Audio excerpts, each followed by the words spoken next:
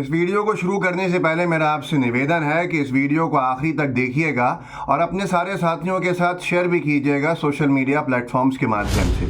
Video Ajit Pawar ji से जुड़ा है, उनके परिवार से जुड़ा हुआ है, जो आज सीधे तौर के ऊपर राजनीति के मैदान में बीजेपी का साथ दे रहे हैं और जो चोरी करके बीजेपी ने सरकार बनाई थी महाराष्ट्र में, उसमें साथ देने का काम अजीत पवार जी ने और तमाम उनके साथ वालों ने दिया था। उसका क्या इनाम उनको मिल रहा है, बीजेपी की चोरी में साथ देने का इनाम, वो इस वीडियो के मैं आपको आपके सामने ला रहा हूँ। ज़रूर देखिएगा और आखिरी तक देखिएगा, लोगों के साथ शेयर कीजिएगा। हमारे देश में अगर आप पे करप्शन के आरोप लगे हैं या आप कहीं भ्रष्टाचार के किसी केस में लिप्त पाए गए हैं जिसके आरोप में आपके ऊपर केस दर्ज हुआ है, तो एक तरीका यह है, शुरू से चला आ रहा है कि आप अदालत में अपना पक्ष रखेंगे, आपके वकील आपके समर्थन में साक्ष्य देंगे।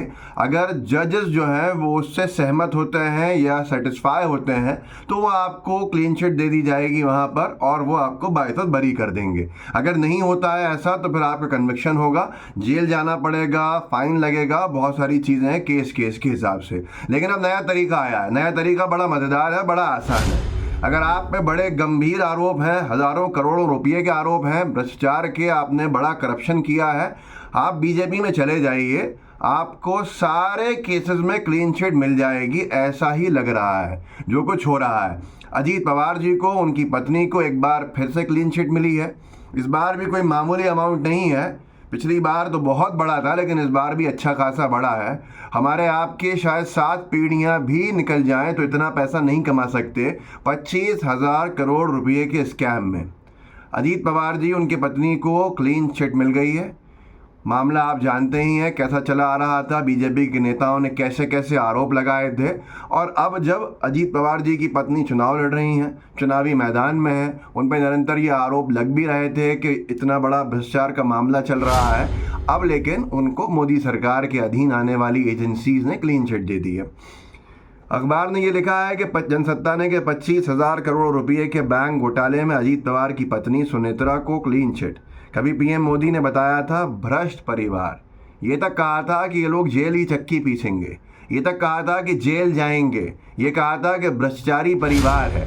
और जब बीजेपी की सरकार में शामिल हुए, अपनी रीजनल पार्टी तोड़ी, बीजेपी को समर्थन दिया और बीजेपी में जो दबाव बना हुआ था शिंदे गुट का, शिवसेना का जो शिंदे गुट है उनका, उनके नेताओं का, उसको कम करने में मदद की बीजेपी की। और बीजेपी की जो जांच के अधीन आने वाली, जो सरकार के अधीन आने वाली जांच एजेंसीज हैं, उन्होंने ऐसा रिटर्न गिफ्ट दिया है जिससे बड़ा, इससे बड़ा क्या रिटर्न गिफ्ट हो सकता है। काहे का उप मुख्यमंत्री की पोस्ट भी आप कह लीजिए इसके सामने कुछ होगी। 25,000 करोड़ रुपये के घोटाले में सीधे तौर के ऊपर क्लीन चिट। इससे पहले कितने में मिली थी? इससे पहले जब इरिगेशन स्कैम, जो अजीत पवार जी के बीजेपी को समर्थन देने में जो एक दिन की सरकार बनी थी, उसके तुरंत 48 घंटे में ही क्लीन चिट दे दी गई थी। भले ही बाद में यू टर्न ले लिया था अजीत पवार जी, वापस एनसीपी के शरद पवार जी के शरण में आ गए थे, सरकार गिरा दी गई थी, लेकिन तब 70,000 करोड़ रुपये के स्कैम में क्लीन चिट दी थी बीजेपी की सरकार के अधीन आने वाली एजेंसीज ने। और आप 25,000 करोड़, मतलब कितना मामूली सा लग रहा है सुनने के अंदर कि 25,000 करोड़, 70,000 करोड़ क्लीन चिट पे क्लीन चिट मिल रही है। ये जो आज क्लीन चिट मिली है 25,000 करोड़ के स्कैम के बैंक घोटाले के, उसमें इसका पूरा केस ये है, ये एक अखबार जनसत्ता ने लिखा है। क्या है पूरा केस? ये पूरा मामला में प्रदेश में राज्य की सहकारी चीनी समितियों, कटाई मिलों और दूसरी संस्थाओं के जिला सहकारी बैंकों से पैसे की लेन देन से जुड़ा है। सुनेत्रा पवार और रोहित पवार के खिलाफ दर्ज एफआईआर में दावा किया गया था कि बैंक में गलत तरीके से किए गए लेन देन की वजह से प्रदेश के खजाने को 25,000 करोड़ रुपये का घाटा हुआ है। इसमें आरोप लगाए गए थे कि चीनी मिलों को बहुत कम रेटों पर लोन देने और डिफ़ॉल्टर बिजनेस की प्रॉपर्टी को औने पौने दामों पर बेचने में बैंकिंग और आईबीआई के नियमों का उल्लंघन किया गया है। आप सोचिए कि जो नेक्सस था उसमें कितने सारे लोन्स दिए गए थे और बहुत कम रेट पे लोन्स दिए गए थे। रिकवरी के लिए जो प्रॉपर्टीज़ अटैच की गई थी, उनकी प्रॉपर्टीज़ को औने पौने दामों में किसको बेचा होगा ये भी आपको अच्छे से मालूम है। 25,000 करोड़ का स्कैम था। बीजेपी के नेताओं ने कैसे गंभीर आरोप लगाए थे, कैसी बड़ी बड़ी बातें कही थी कि जेल में डालेंगे। अब जब वो खुद चुनाव लड़ रही हैं बीजेपी से ही, बीजेपी का अलायंस में, और उसके साथ साथ उनके पति जो हैं अजीत पवार जी, वो उप मुख्यमंत्री हैं बीजेपी की सरकार में, तो आप सोचिए कैसे कर्म हैं, कैसे रहम हैं वो आपके सामने हैं। इससे पहले अभी एक हफ्ता पहले या 4-5 दिन पहले Y+ सुरक्षा भी दी गई है। अमर उजाला ने लिखा था कि पुणे अजीत पवार के बेटे और पत्नी को Y+ सुरक्षा, रोहित पवार ने किया तंज, कहा 2 टैंक भी तैनात करने चाहिए। तो अजीत पवार जी के बेटे और पत्नी जी जो हैं उनको भी Y+ सुरक्षा दी गई। महाराष्ट्र में सुरक्षा है, जलवा है, बीजेपी की सरकार में आपका अगर हिस्सेदारी है तो आप इसी तरह से तरक्की पे तरक्की करते रहेंगे और एक राजा की तरह आप घूमेंगे। आपके पास भले ही कितने भी आपके ऊपर आरोप हों, वो भी धीरे धीरे ख़त्म होते जाएंगे।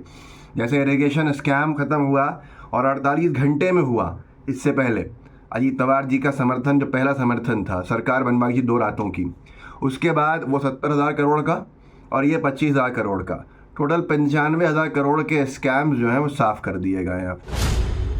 बड़ा अच्छी खबर लिखी थी इंडियन एक्सप्रेस में, जो दीप्तिमान तिवारी जी हैं उन्होंने, कि ये पूरा पेज था कि 2014 से अब तक 25 अपोजिशन लीडर्स जिनके ऊपर भारी भ्रष्टाचार के केसेस थे, उन्होंने जब साइट्स किए हैं, अपने साइट स्विच किए हैं, बीजेपी में गए हैं, तो 23 को राहत मिल चुकी है और बाकी जो केसेस हैं क्लीन चिट अगर नहीं मिली है तो ठंडे बस्ते में डाल दिए गए हैं। उसमें नाम भी था कि पवार, पटेल, अधिकारी, शर्मा, कैसे कुछ केसेस को बंद कर दिया गया और दूसरे केसेस को कोल्ड स्टोरेज में छोड़ दिया गया। जो उन्होंने इक्वालिटी बिफोर लॉ के साथ लिखा था कि नारायण राणे जी बीजेपी जैसे ही ज्वाइन करी तो 300 करोड़ का मनी लॉन्ड्रिंग रैकेट का जो केस था वो ख़त्म कर दिया गया और अब ये केंद्रीय मंत्री हैं। शुभेंदु अधिकारी जी जो नारदा स्कैम में अक्यूज़ माने गए, उनकी भी जांच जो है वो रोक दी गई जैसे ही उन्होंने बीजेपी ज्वाइन करी। हिमंता बिस्वा शर्मा का भी जो एक रिश्वतखोरी का मामला था उसको भी रोक दिया गया, उसकी जांच को भी, जैसे उन्होंने बीजेपी ज्वाइन करी। भावना गवली जो MP हैं शिंदे सेना की, उन्होंने 5 ED समन्स को स्किप किया और अब वो चीफ विप हैं शिंदे सेना की लोकसभा में। यशवंत जाधव और MLA यामिनी जाधव जो कपल हैं वो ED प्रोब में थे फेमा वायलेशन के चलते, लेकिन अब शिंदे सेना में हैं और किसी को नहीं पता कि उनके केस को अब तक क्या हुआ है। उनके ऊपर ED ने रेड मारी मनी लॉन्ड्रिंग के केस में, तब वो शिवसेना में थे, अब वो शिंदे शिवसेना में हैं, केस बंद कर दिया गया। BS येदियुरप्पा के बारे में तो आप जानते ही हैं, ब्राइबरी के केस में, रिश्वतखोरी के केस में, हाउसिंग प्रोजेक्ट के जो बैंगलोर डेवलपमेंट अथॉरिटी का था, लोकायुक्त पुलिस ने FIR दर्ज की, कर्नाटक हाई कोर्ट ने रिस्टोर किया प्राइवेट कंप्लेंट को और अब उनको बाकायदा सम्मानित किया गया है प्राइम मिनिस्टर की तरफ से। तो ये सारी चीज़ें हैं जो दर्शाता है कि कैसी ज़ीरो टॉलरेंस पॉलिसी की बात की जाती थी। जैसे जैसे लोग बीजेपी में ज्वाइन करते हैं, शामिल होते हैं, तो उन पर कैसे केसेस ख़त्म कर दिए जाते हैं। मैं एक डिटेल्ड स्टडी कर रहा हूँ कि कैसे कैसे किस किस को क्लीन चिट क्यों दी गई और पहले बीजेपी के नेताओं ने उन्हीं के बारे में क्या कहा था।